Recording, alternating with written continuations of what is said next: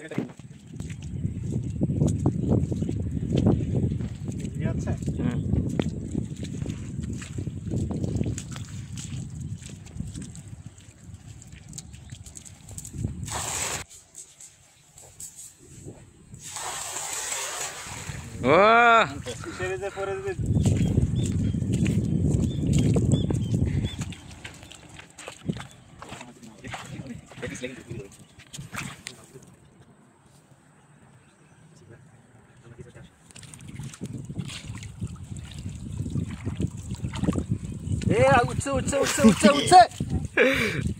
কারকা চিংড়ি মাছ বাঁধে না একদম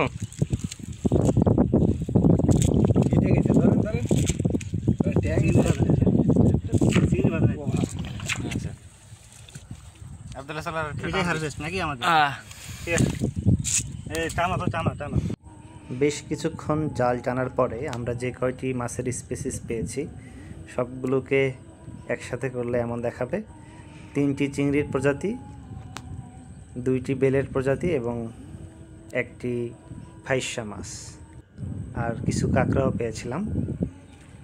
সবগুলো একসাথে এমন দেখাচ্ছে।